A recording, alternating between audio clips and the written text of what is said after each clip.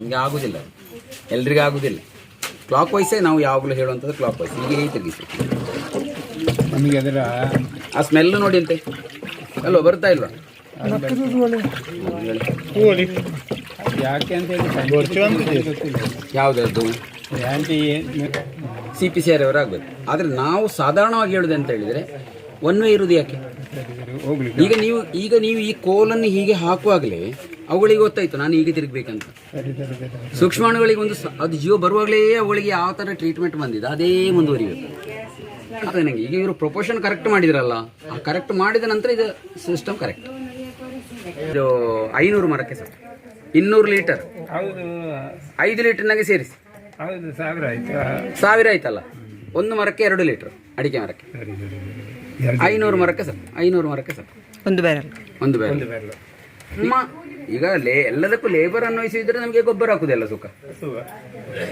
ನಾನು ಹೇಳುದು ನ್ಯಾಚುರಲ್ ಫಾರ್ಮಿಂಗಲ್ಲಿ ನಾವು ಎಷ್ಟು ಲೇಬರ್ ರೆಡ್ಯೂಸ್ ಮಾಡ್ತೇವ, ಎಷ್ಟು ಫರ್ಟಿಲೈಸರನ್ನು ತರೋದು ಕಡಿಮೆ ಮಾಡ್ತೇವ, ಅಷ್ಟು ನಮಗೆ ಲಾಭ. ಎಂತ ಅಗತ್ಯ ಈ ಸೂಕ್ಷ್ಮಾಣುಗಳು ಎಲ್ಲ NPK ಮಾತ್ರ ಅಲ್ಲ, ಅದರಲ್ಲಿ ಮಣ್ಣಲ್ಲಿ ಎಂತೆಲ್ಲ ಉಂಟು ಅದನ್ನೆಲ್ಲ ಹುಡಿ ಮಾಡಿ ಹುಡುಗ ಕೆಲಸ ಇದು ಮಾಡ್ತಾರೆ. ನನ್ನಲ್ಲಿ ಸಂಜೆ ಅಂದರೆ ಪೊಟ್ಯಾಶ್ ಸಾಕಾಗ್ತದೆ ಅಂತ ಹೇಳಿ ಪೊಟ್ಯಾಶ್ ಕೂಡ ಮಣ್ಣಲ್ಲಿ ಉಂಟು, ಬಟ್ ಮಣ್ಣಲ್ಲಿ ಹುಡಿ ಮಾಡಿ ಕೊಡುವ ಜನ ಇಲ್ಲ. ಅದಕ್ಕೋಸ್ಕರ ಆಗ್ತದೆ ನಮಗೆ ಪೊಟ್ಯಾಶ್ ಸಿಕ್ಕದೇ ಆಗ್ತದೆ. ಈಗ ನಾನು ಪೊಟ್ಯಾಶ್ ಹಾಕುದಿಲ್ಲ ತೋಟಕ್ಕೆ.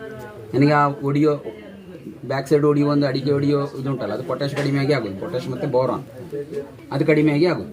ಅದು ಎರಡು ಇದರಲ್ಲಿ ಬರ್ತದೆ ಸರ್. 3 ಸಲ ಈ ಜೀವಾಮೃತ ನಮ್ಮ ತೋಟಕ್ಕೆ ಹಾಕಿದ್ದೇವೆ. ಇದೇ ಕೃಷಿ ಭವನದ ಟ್ರೈನಿಂಗಿನಿಂದ ನಂತರ ಅದರ ಬದಲಾವಣೆ ನಾವು ಕಂಡಿದ್ದೇವೆ. ತುಂಬಾ ನೀವು ತರಕಾರಿಗೆ ಹಾಕಿ ನೋಡ್ಬೋದು, ಫಸ್ಟ್ ಹೂವಿನ ಸಸಿಗೆ ಹಾಕಿ ನೋಡ್ಬೋದು, ಅದಷ್ಟಕ್ಕೆ ಹಾಕಿ ನೋಡಿ ನಂತರ ನೀವು ಅಡಿಕೆಗೆ ಹೋಗ್ಬೋದು. ನಾವು ಡೈರೆಕ್ಟ್ ಅಲ್ಲಿ ತರಕಾರಿಯ ಇದು ಇಲ್ಲ ಆಯ್ತು. ನಮ್ಮಲ್ಲಿ ತುಂಬಾ ಜನಕ್ಕೆ ಸಂಶಯ ಉಂಟು, ತೋಟಕ್ಕೆ ಹಾಕ್ತದೆ ಎಷ್ಟು ಒಂದೊಂದು ಬಟ್ಟಿ ಅಲ್ವಾ? ಅದರ ಬದಲಾವಣೆ ಅದರ ಕುಬೇಲಿ ಕಾಣ್ತದೆ. 2 ಲೀಟರ್ ಅವರ ಉಪದಕ್ಕಿಂತಲೂ ಈಗ ಬಿಳಿ ಬೇರು ಉಂಟಲ್ಲ, ಆ ಬಿಳಿ ಬೇರಿಗೆ ಮಣ್ಣಿನಿಂದ ಹುಡಿ ಮಾಡಿ ಅದನ್ನು ಕೊಟ್ಟರೆ ಅದ ನೀರಿನ ಅಂಶ ಬರುವಾಗ, ನೀರಿನ ಮಾಯಿಶ್ಚರ್ ಬರ್ತದಲ್ಲ, ಆ ಮಾಯಿಶ್ಚರ್ ಬರುವಾಗ ತಕೊಂಡು ಹೋಗೋ ಕೆಪಾಸಿಟಿ ಅದಕ್ಕೆ ಬರ್ತದೆ. ನೀರಂದ್ರೆ ನಾವು ಡೈಲ್ಯೂಟೇ ಕೊಡಬೇಕಂತ ಏನಿಲ್ಲ. ಮಣ್ಣನ್ನು ಹುಡಿ ಮಾಡಿ ಆಗೋದು ಬೂದಿ ಥರ ಆಗ್ತದಲ್ಲ, ಈ ಮಣ್ಣೆ ಹಾಗೆ ಆಗ್ತದೆ. ನೀವು ಮಣ್ಣನ್ನು ಹೀಗೆ ತೆಗೆದು ನೋಡಿ ಸ್ವಲ್ಪ ಬಿಸಿಲು ಬರುವಾಗ ನಿಮಗೆ ಸುಲಭ ಗೊತ್ತಾಗೋದು ಹೇಗೆ ಗೊತ್ತುಂಟ, ನಿಮ್ಮ ತೋಟ ಫರ್ಟಿಲಿಟಿ ಆಯ್ತಾ ಅಂತೆಲ್ಲ ಗೊತ್ತಾಗೋದು. ನೀವು 1 ಲೀಟರನ್ನು ಎರಿಯುವಾಗ ಅದು ಹೊರಗೆ ಹೋಗಬಾರ್ದು, ಅಲ್ಲೇ ಇಳಿಬೇಕಲ್ಲ, 1 ಫೀಟ್ ಇಳಿಬೇಕು. ಹಾಗೆ ಇಳಿತದಂತಾದರೆ ನಿಮ್ಮಲ್ಲಿ ಸೂಕ್ಷ್ಮಾಣು ತುಂಬಿತಂತ ಲೆಕ್ಕ. ಅಲ್ಲ, ಅದು ಸುತ್ತಲ ಹಾಕಿದರೆ ಇವಾಪರೇಷನ್ ಆಗಿ ಹೋಗ್ತದೆ ಅದು ಒಂದೇ ಕಡೆ. ಅಂದರೆ 2 ಲೀಟರ್ ಹಾಕುವಾಗ 2 ಬದಿಯಲ್ಲಿ ಹಾಕಿ. ಒಂದು ಅಡಿಕೆ ಮರ ಹೀಗೆ ಇದ್ದರೆ ಒಂದು ಈ ಬದಿಯಲ್ಲಿ ಒಂದು ಈ ಬದಿಯಲ್ಲಿ ಹಾಕಿ.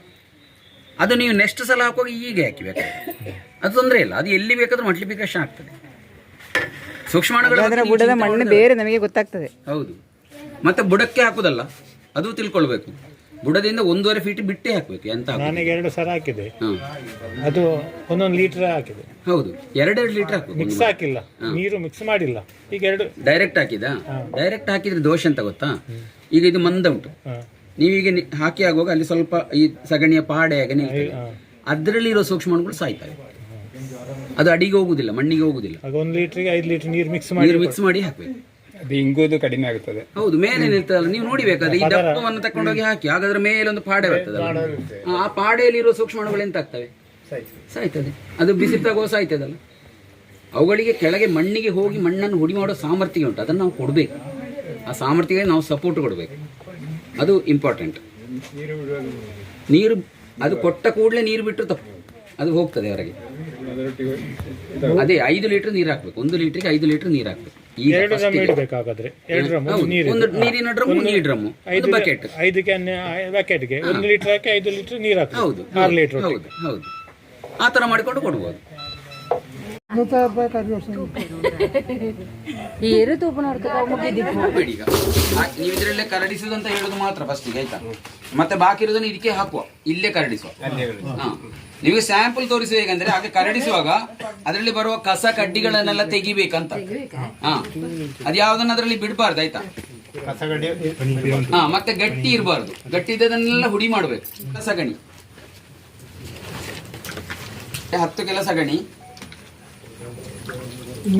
ಹಾಕಿ ನಂತರ ಈ ನೀರು ಹಾಕಿ ಅದರೊಳಗೆ ಕಡಲಿಸಿ, ಆಯ್ತಾ? ಅದೆಲ್ಲ ಮಾಡ್ಬೇಕಾದ್ರೆ ನಿಮ್ಗೆ ತುಂಬಾ ಟೈಮ್ ಹಿಡಿತದಲ್ಲ. ಸಾಕು, ಅಷ್ಟು ಹಾಕಿದ್ರೆ ಸಾಕು. ಇದರೊಳಗೆ ಹೊರೆ ಮಾಡ್ಬೇಕಾ? ನಾವು ಈಗ ಎತ್ತಿ ಹಿಡಿದು ಹೊರೆ ಮಾಡುವ ಹಾಕಿಟ್ಟು ಇದರೊಳಗೆ ನಾವು 10 ಕಿಲೋ ಸಗಣಿ ಇದರೊಳಗೆ ಹಾಕ್ತೇವೆ, ಆಯ್ತಾ? ಅಷ್ಟೇ.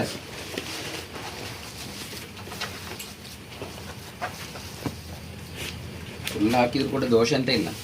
ಸ್ವಲ್ಪ ಸಗಣಿ ಗೋಮೂತ್ರ ಸ್ವಲ್ಪ ಜಾಸ್ತಿ ಆದರೆ ಎಂತ ಆಗುದಿಲ್ಲ. ಆದರೂ 10 ಕಿಲೋ ಬರ್ಕೊಳ್ಳಿ, ಆಯ್ತಾ?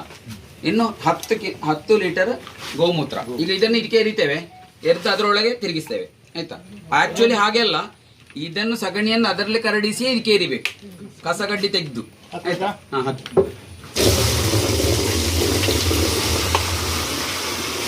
ಎಲ್ಲ ಏನು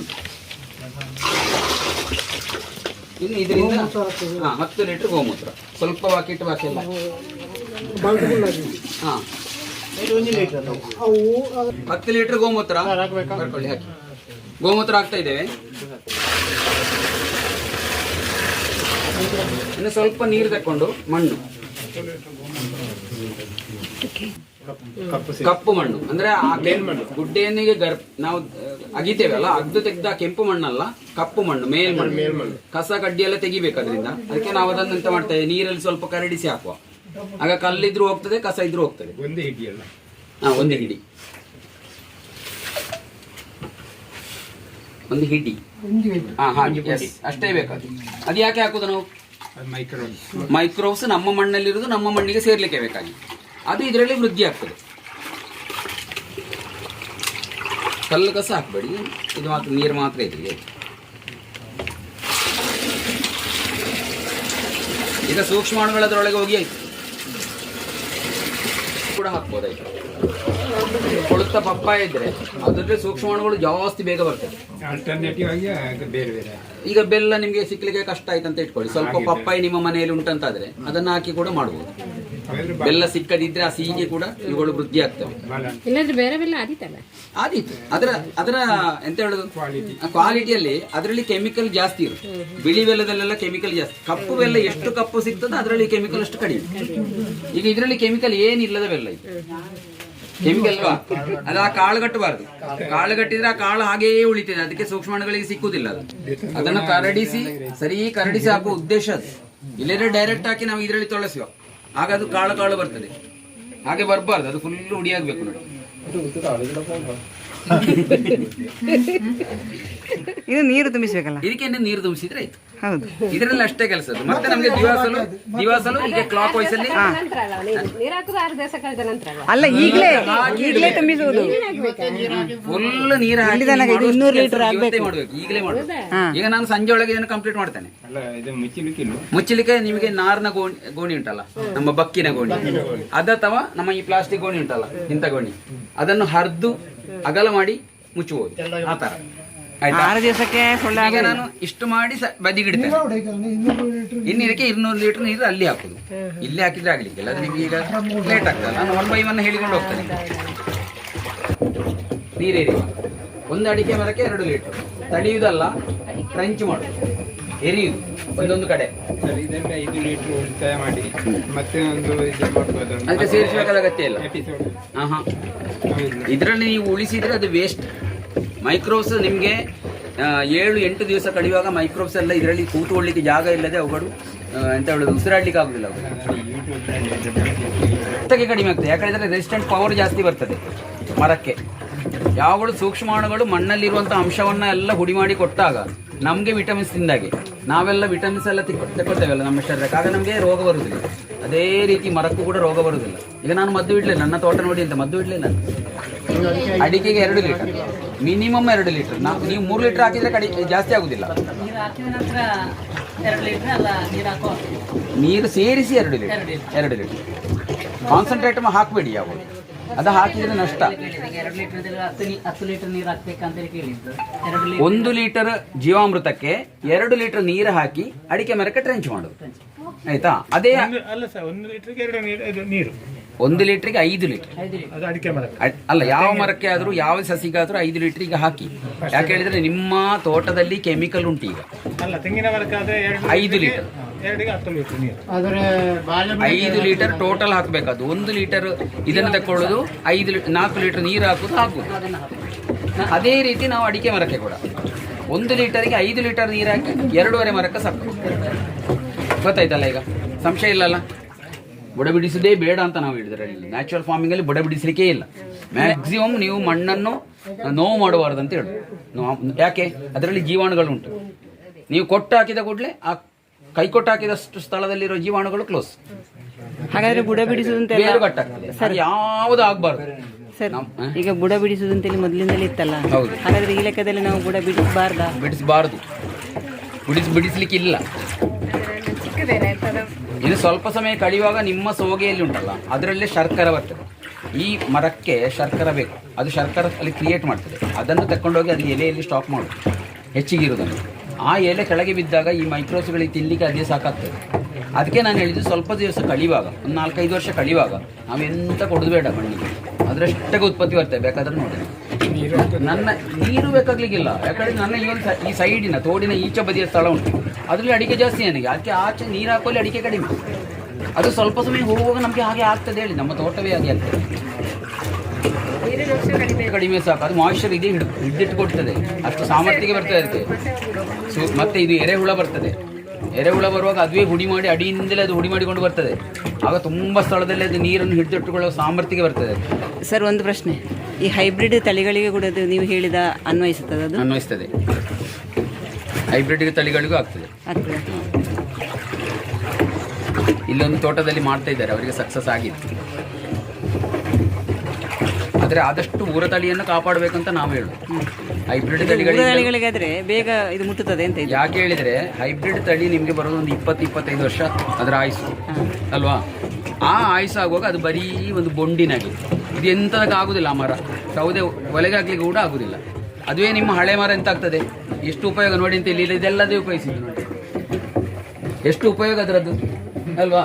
ಎಂತ ಇಲ್ಲ, ಇದೆಲ್ಲ ಕುಂಬಾಯ್ತು, ಸೌದೆ ಮಾಡುವಲ್ಲ. ಅದು ಸಾಯ್ತು ಮಣ್ಣ ತಿನ್ನೋಲ್ಲಿವರೆಗೆ ನಮಗೆ ಅದು ಕೆಲಸವೇ ಅಲ್ವಾ, ಉಪಯೋಗವೇ. ಎಲ್ಲರೂ ಅದನ್ನು ಅನ್ನ CRP ആരെ ಬಿಟ್ಟಿല്ല. CRP മാർ എല്ലാരും വിളിച്ചിട്ട് എല്ലാട ഇരിപ്പിച്ചിനി. അതുകൊണ്ട് അവർക്ക് കറക്റ്റ് ആയിട്ട് അറിയാം. ಸ್ವಲ್ಪ ಹಾಕಿ. ಇದು ಆಕ್ಚುಲಿ 400 kg. ನಾವೀಗ ಮಾಡೋದು ಸ್ವಲ್ಪ 400 kg. ಈಗ ಮಾಡೋದು ಸ್ವಲ್ಪ, ನಿಮಗೆ ಮಾಡೆಲ್ ಮಾತ್ರ ತೋರಿಸಿದ್ದು. 400 ಕಿಲೋ ಸಗಣಿ ಬರ್ಕೊಳ್ಳಿ. ಎಷ್ಟು ಸಾಕ? ಈಗ ಸಾಕು ಅಷ್ಟು. 4 kg ಅದಕ್ಕೆ 1%. ನಾವೊಂದು ಅಂದಾಜಿಗೆ ಮಾಡೋದು ಈಗ ಅಷ್ಟೇ. ಹುಡಿ ಮಾಡಬೇಕು. ಹುಡಿ ಮಾಡುವಾಗ ಕಲ್ಲು ಕಸ ಎಂತ ಇದ್ರು ಎಲ್ಲ ತೆಗಿಬೇಕು, ಗಟ್ಟಿ ಹುಡಿ ಆಗ್ಬೇಕು. ಈಗ ಒಬ್ಬರೇ ಮಾಡುದು. 400 kgಗೆ 2 kg ಕಡಲೆ ಹುಡಿ, 2 kg ಬೆಲ್ಲ ಸಾಕಲ್ಲ.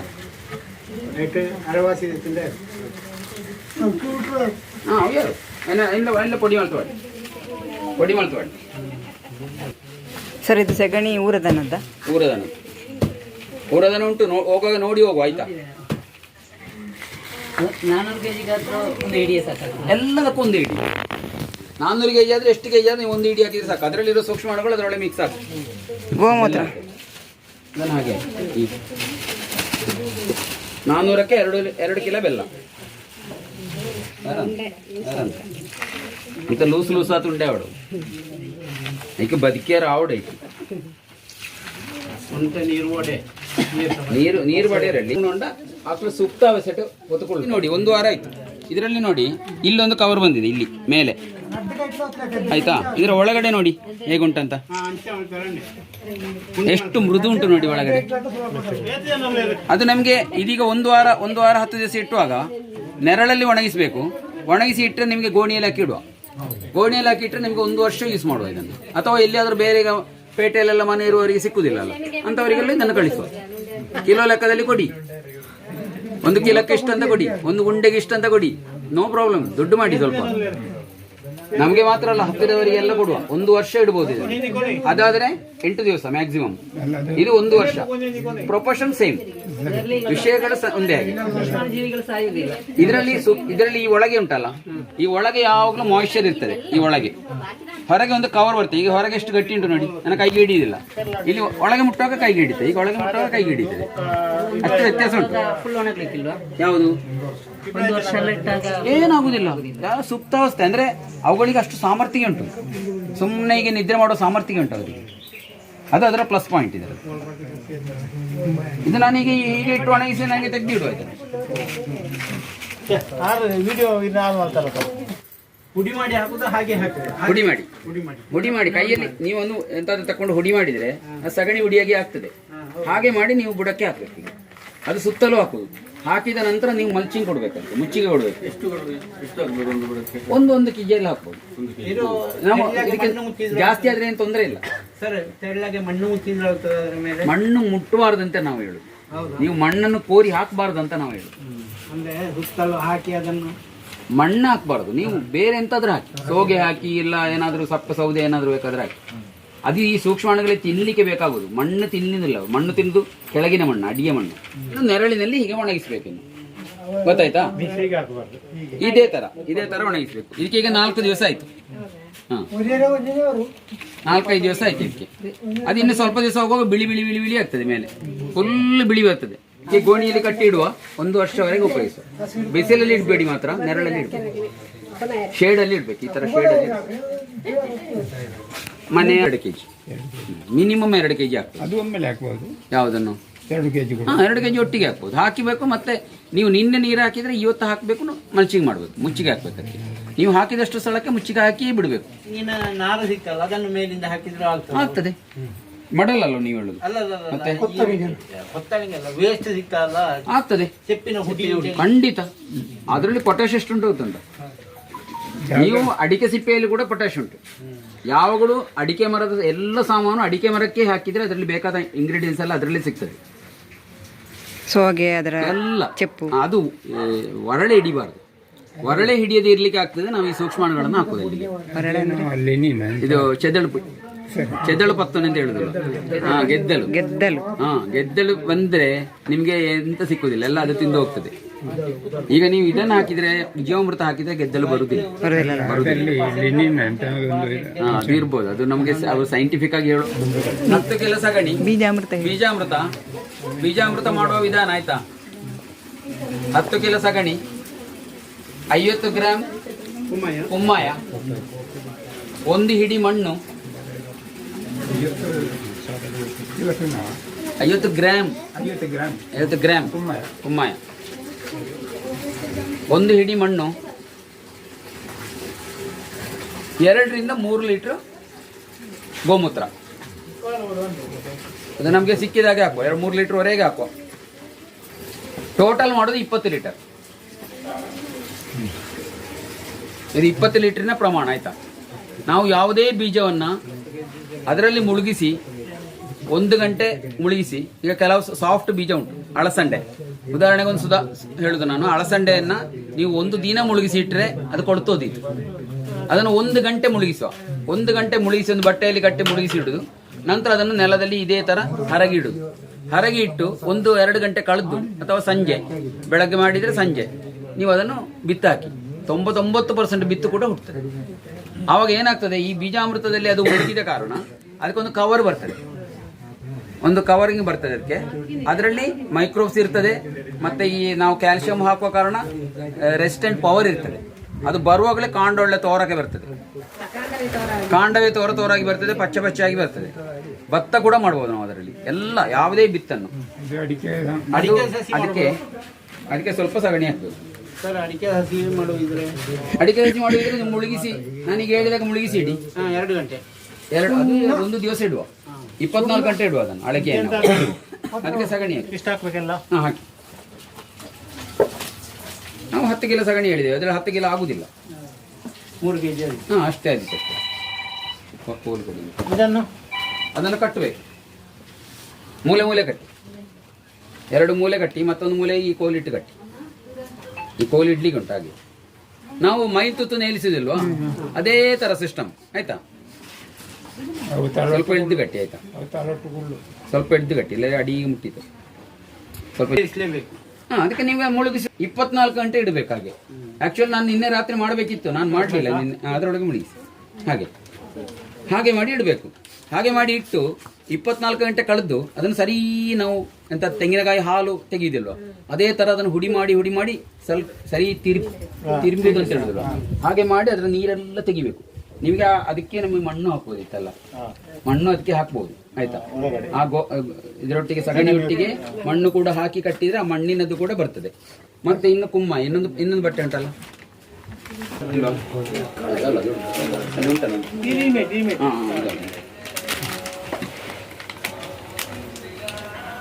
ಇನ್ನೊಂದು ಬಕೆಟ್ ಕೇಳ್ತೀರಾ? ಕುಮ್ಮೆ ಅದರೊಟ್ಟಿಗೆ ಹಾಕಿ ಕಟ್ಟಬಾರ್ದು. ಅಲ್ಲಿ ಇನ್ನೊಂದು ಬಕೆಟ್ ಕೇಳ್ತೀರಾ? ಕುಮ್ಮೆ ಅದರೊಟ್ಟಿಗೆ ಹಾಕಿ ಕಟ್ಟಬಾರ್ದು, ಆಗುದಿಲ್ಲ.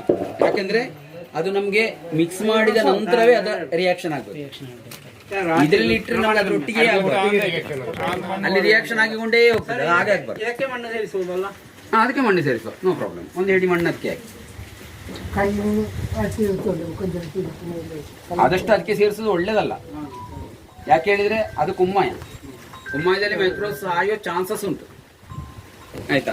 ಗಂಟೆ ನೆನೆಸಿದೆ 24 ಗಂಟೆ ನೇಲಿಸಿ ನಂತರ ಆ ನೀರು ಉಂಟಲ್ಲ, ಆ ನೀರಿಗೆ ಈ ಕುಮ್ಮಾಯದ ನೀರನ್ನು ಸೇರಿಸುವ. 3 ಲೀಟರ್ ಬೇರೆ ಬೇರೆ ಮಾಡಿ ಇಟ್ಟು ಮತ್ತೆ ಕುಮ್ಮಾಯದ ನೀರನ್ನು ಅದಕ್ಕೆ ಸೇರಿಸುವ, ಗೋಮೂತ್ರ ಸೇರಿಸುವ. ಅದಷ್ಟನ್ನು ಸೇರಿಸಿ ಟೋಟಲ್ 20 ಲೀಟರ್ ಮಾಡಿ. ಟೋಟಲ್ 20 ಲೀಟರ್ ಮಾಡಿದ್ರೆ ನಿಮ್ಗೆ ಅದನ್ನೆಲ್ಲ ಮುಳುಗಿಸಿ ಎಲ್ಲ ಆದ ನಂತರ ಉಳಿದದುಂಟಲ್ಲ ಅದು ಖಾಲಿ ಆಗುದಿಲ್ಲಲ್ಲ. ಆ ಉಳಿದ ನೀರನ್ನು ನಿಮಗೆ ಪೆಸ್ಟಿಸೈಡ್ ಆಗಿ ಉಪಯೋಗಿಸುವ. ಪೆಸ್ಟಿಸೈಡ್ ಗೊತ್ತಾಯ್ತಲ್ಲ, ನೀವು ವಿಷ ಬಿಡುವ ಬದಲು ತರಕಾರಿಗೆ, ಹೂವಿನ ಸಸಿಗೆ, ಎಂಥದಕ್ಕೆ ಬೇಕಾದರೂ ಹುಳ ಬಂದದಕ್ಕೆ ಇದನ್ನು ಸ್ಪ್ರೇ ಮಾಡಿ. ಈಗ ಇಷ್ಟು ಮಾಡಿ ಆಗುವಾಗ ನಮಗೆ ಸ್ಪ್ರೇ ಮಾಡುವಲ್ಲ, ಅದರಲ್ಲಿ ಎಂತ ಇಲ್ಲಲ್ಲ, ಕಲ್ಲು ಕಸ ಎಂತ ಇಲ್ಲಲ್ಲ, ಎಲ್ಲ ನಾವು ಅರಿಸಿ ತೆಗ್ದದಲ್ವ. ಸೊ ಅದನ್ನು ಸ್ಪ್ರೇ ಮಾಡುವ. ಸ್ಪ್ರೇ ಮಾಡಿ ನಮಗೆ ಹುಳ ಬರುವುದನ್ನು ಕೂಡ ಕಂಟ್ರೋಲ್ ಮಾಡುವ. ಅದರ ಒಟ್ಟಿಗೆ ನೀವು ಬುಡಕ್ಕೆ ಹಾಕಿದರೆ, ಟ್ರೆಂಚ್ ಮಾಡಿದರೆ ಅದು ಈಟು ಕೂಡ ಹೌದು. ಗೊತ್ತಾಯ್ತಾ? ಇದನ್ನು ವೇಸ್ಟ್ ಮಾಡುವಾಗಿಲ್ಲ. ಈ ಬೀಜಾಮೃತವನ್ನು ನಾವು ಉಪಯೋಗಿಸಬಹುದು ಕೂಡ 4 ದಿವಸ, ಮ್ಯಾಕ್ಸಿಮಮ್ 4 ದಿವಸ, ಮತ್ತೆ ಉಪಯೋಗಿಸಬಾರ್ದು. ಮತ್ತೆ ಹುಳಿ ಬರ್ತದೆ, ಅದರಲ್ಲಿ ನಾವು ಕುಮ್ಮಾಯ ಹಾಕಿದ ಕಾರಣ ಮತ್ತೆ ಅದು ಹುಳಿ ಬರ್ತದೆ. ಹುಳಿ ಬಂದ್ರೆ ನಮ್ಮ ಸೂಕ್ಷ್ಮಾಣುಗಳು ಇರುವುದಿಲ್ಲ, ಹೋಗ್ತವೆ. ಎಷ್ಟು ದಿವಸದವರೆಗೆ? 4 ದಿವಸ. ಬೀಜಾಮೃತಕ್ಕೆ 4 ದಿವಸ ಇಡುದು, ಅದಕ್ಕಿಂತ ಜಾಸ್ತಿ ಅದನ್ನು ಉಪಯೋಗಿಸಲಿಕ್ಕೆ ಇಲ್ಲ. ಬೇಕಾದಷ್ಟು ಮಾಡಬೇಕು, ನಾವು ಮಾಡ್ಕೊಳ್ಬೇಕು. ನಂತರ ನಾವು ಒಟ್ಟು ಮಾಡುವಾಗ ಒಂದು 20 ಲೀಟರ್ನ ಪಾತ್ರೆ ತಕ್ಕೊಂಡು 3 ಲೀಟರ್ ಗೋಮೂತ್ರ, ಮತ್ತೆ ಇದು 10 ಲೀಟರ್, ಮತ್ತೆ ಅದೊಂದು 2 ಲೀಟರ್, 1 ಲೀಟರ್ 2 ಲೀಟರ್. ನಂತರ ಎಷ್ಟು ಬೇಕೋ ಅಷ್ಟು ನೀರು ಅಷ್ಟು ಹಾಕಿ ನಾವು ಅದರಲ್ಲಿ ಮುಳುಗಿಸಿ ಯಾವ ಬಿತ್ತನ್ನು ಹಾಕ್ತೇವೋ ಸೂಪರ್ ಬರ್ತದೆ. ಆಗ ಅದಕ್ಕೆ ಕ್ರಿಮಿಕೀಟಗಳು ಬರುವುದಿಲ್ಲ, ಚೆದಳು ಬರುವುದಿಲ್ಲ, ಯಾವುದೇ ಇರುವೆ ತಿನ್ನುವುದಿಲ್ಲ. ಯಾಕೆ? ಕ್ಯಾಲ್ಸಿಯಂ ಉಂಟದ್ರಲ್ಲಿ, ಅದು ಹೋಗಿ ಅದಕ್ಕೆ ಕಚ್ಚಲಿಕ್ಕೆ ಆಗುದಿಲ್ಲ. ಅದಕ್ಕೆ ಬಸವನ ಹುಳು ತಿಂತದ, ಬಸವನ ಹುಳು ಬರುವುದಿಲ್ಲ.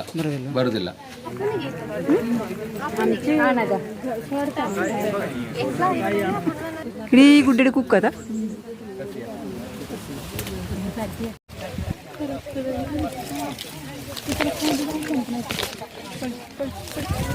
ವೈರಸ್ ಈರೋಡೆ ಬಲ್ಲೆ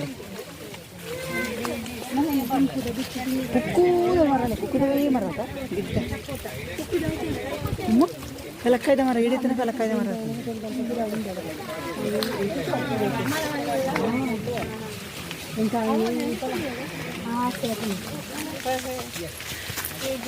ಹಲಸಿನ ತೋಟ ಮತ್ತೆ ಕುಕ್ಕಿನ ತೋಟ. ಬರೀ ಜೀವಾಮೃತ ಹಾಕಿದ್ದು ಮಾತ್ರ, ಬೇರೆ ಎಂತ ಹಾಕಲಿಲ್ಲ ನಾನು. ಅದು ನಡುವಾಗ ನೀವು ಹೇಗೆ ನಡಬೇಕು ಗೊತ್ತುಂಟಾ? ಒಂದು ಸಸಿ ಸಿಕ್ಕಿದಾಗ ಸಿಕ್ಕೊಂಡೋಗಿ ಒಂದು ಹೀಗೆ ಒಕ್ಕುದು ನಡುವುದಲ್ಲ. ನಮ್ಮ JCB ಕೈ 2.5 ಫೀಟ್ ಗೊತ್ತುಂಟಲ್ಲ, ಅಲ್ಲಿ 2.5 ಫೀಟ್ 2.5 ಫೀಟ್ ಮೇಲ್ ಮಣ್ಣನ್ನು ತೆಗೆದು ಬದಿಯಲ್ಲಿ ಇಡಬೇಕು.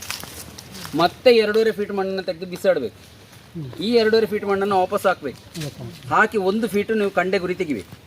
ಅದಕ್ಕೆ ಡೋಲಮೈಟ್ ಅಂತ ಸಿಗ್ತದೆ ಗೊತ್ತುಂಟಲ್ಲ, ಕ್ಯಾಲ್ಸಿಯಂ ಅಥವಾ ಡೋಲಮೈಟ್. ಅದನ್ನು ಹಾಕಿ ಒಂದು 15 ದಿವಸ ಬಿಡಬೇಕು.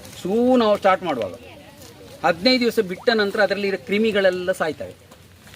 ನಂತರ ನೀವು ಪ್ಲ್ಯಾಂಟ್ ನಿಮಗೆ ತೊಟ್ಟೆಯಲ್ಲಿ ಸಿಕ್ಕುದು ಅಲ್ವಾ, ಅದನ್ನು ತಗೊಂಡು ಬಂದು ಅದರಲ್ಲಿ ಪ್ಲ್ಯಾಂಟಿಂಗ್ ಮಾಡಬೇಕು. ಪ್ಲ್ಯಾಂಟಿಂಗ್ ಮಾಡಿ ಕೂಡಲೇ ಈಟ್ ಹಾಕೋದಲ್ಲ, 15 ದಿವಸ 20 ದಿವಸ ಕಳೆದು ಈಟ್ ಹಾಕಬೇಕು. ಅದು ಯಾವಾಗ ಮಣ್ಣಿಗೆ ಬಿಳಿ ಬೇರು ಕೊಡ್ತದ ಆವಾಗ ನೀವು ಈಟ್ ಹಾಕಬೇಕು. ಇಲ್ಲಾಂದರೆ ಎಂತಾದಿತ್ತು ಗೊತ್ತುಂಟಾ? ನನ್ನ ಸಸ್ಯ ನೆಟ್ಟಿದ್ದೇನೆ, ಅದು ಸತ್ತೋಗಿದೆ ಅಂತ ಸಾಯ್ತದೆ. ಆ ಸಾಟಿಗೆ ಸಾಯ್ತದೆ.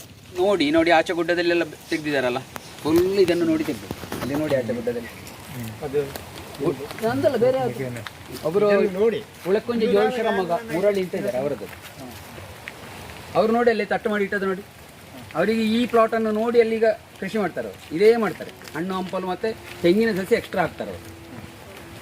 ಅದರ ಇಡೆಯಲ್ಲೆಲ್ಲ ಹಣ್ಣು ಹಂಪಲು ಹಾಕ್ತಾರೆ. ಈಗ ಹಾಗೆ ಎಲ್ಲರೂ ಚೇಂಜ್ ಆಗಿ, ಯಾಕೆ ಹೇಳಿದರೆ ನೋಡಿ ಇದಕ್ಕಿಂತ ಆಚೆ ಇದು ಕಾಡು, ಅದೇ ಥರ ಕಾಡು ಇತ್ತು ಈ ಜಾಗ. ನನಗೆ ಅದರಲ್ಲಿ ಎಂತ ಸಿಗ್ತಾ ಇರಲಿಲ್ಲ, ಸೊಪ್ಪು ಮಾತ್ರ, ಸೊಪ್ಪು ಸೌದೆ. ಈಗೇನಾಯಿತು, ನನಗೆ ಮಾತ್ರ ಅಲ್ಲ, ಎಷ್ಟೋ ಪ್ರಾಣಿಗಳಿಗೂ ಸಿಗ್ತದೆ, ಪಕ್ಷಿಗಳಿಗೂ ಸಿಗ್ತದೆ, ಜೇನು ಆಗ್ತದೆ. ಜೇನು ಕೃಷಿ ಆದರೆ ನಿಮಗೆ ಇದರಲ್ಲೆಲ್ಲ ಜೇನು ಬಂದು ಕೂತ್ಕೊಂಡಿರ್ತದೆ ಹೂ ಬಿಡುವಾಗ. ಎಷ್ಟು ಜೇನುಗಳು ನೋಡಿದ್ದೀರಾ? ಕೈಬೇವಿನ ಸಸಿ ನೋಡಿದ್ದೀರಾ? ನೋಡಿದ್ದೀನಿ. ಒಂದು 60 ಸಸಿ ಉಂಟಿದೆ. ಅದು ಯಾಕೆ ಗೊತ್ತುಂಟಾ? ಕ್ರಿಮಿಗಳು ಬರೋದಾಗಿ. 1.5 ಎಕರೆಯಲ್ಲಿ 650ರಿಂದ 700 ಸಸಿ ಉಂಟು. ಆ್ಯಕ್ಚುಲಿ ಒಂದು ಮರದಿಂದ ಒಂದು ಮರಕ್ಕೆ 24ರಿಂದ 25 ഫീറ്റ് ഗ്യാപ്പ് വരും. ഇങ്ങനെ രണ്ടാക്കിയിട്ട് വെക്കാം. രണ്ടാക്കിയിട്ട് വെച്ചിട്ടാകുമ്പോൾ നമുക്ക് താഴത്തേലാണ് ആദ്യം പൂപ്പൊടി ഉണ്ടാവും, നെക്സ്റ്റ് മുട്ടകളുണ്ടാവും. 2 സൈസ് മുട്ടകളുണ്ട്, ഒന്ന് ചെറിയ മുട്ട, പിന്നെ ഒരു കുറച്ച് വലുത്. അതിനായിട്ട് പിന്നാണ് തേനുള്ളത്. ആ തേൻ കംപ്ലീറ്റ് എടുക്കാം. എടുക്കുമ്പോൾ നിങ്ങൾ അതിൽ കുറച്ച് ബോൾസ് എടുത്തിട്ട് പിന്നെ ഒരു 2 പെട്ടിയിൽ വെക്കാം. അത് നെക്സ്റ്റ് പിന്നെ ആ വലിയ മുട്ടകളുണ്ടല്ലോ, അതും അങ്ങനെ കുറച്ച് എടുത്തിട്ട് 2 ബോക്സിൽ വെക്കാം.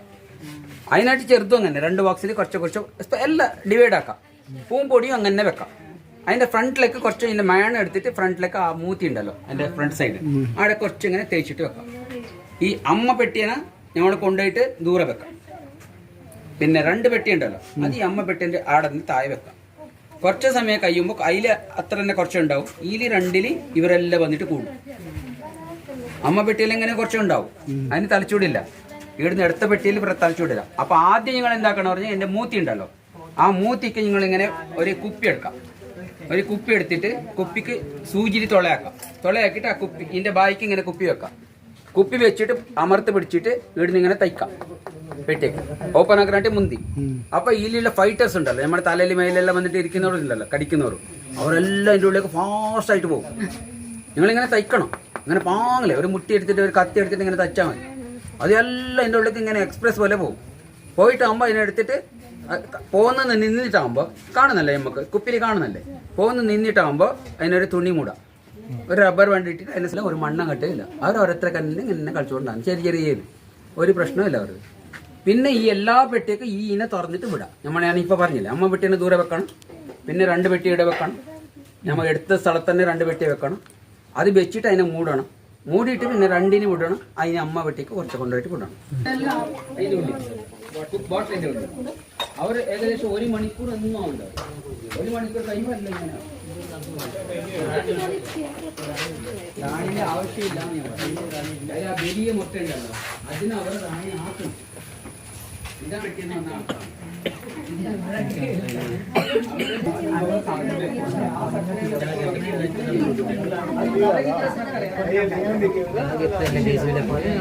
ಕೃಷಿ ಟ್ರೈನಿಂಗ್ದ 2ನೇ ಭಾಗ ವಿಡಿಯೋ ತೂಯರತ್ತ ಇಂದಿನ ಮಾತೆರೆಗ್ಲ ಶೇರ್ ಮನ್ಪ್ಲೆ, ಕೃಷಿ ತಕ್ಲಿಗೆ ಶೇರ್ ಮನ್ಪ್ಲೆ ಅಂಚನೆ ನನೊಂಜಿ ವಿಡಿಯೋ ತೊಟ್ಟು ಬರ್ಪೆ ಹಾಡಿ ಮುಟ್ಟ ನಿಕ್ಲೆ ಮಾತೆರೆಗ್ಲ ಸೊಲ್ಮೆಲು.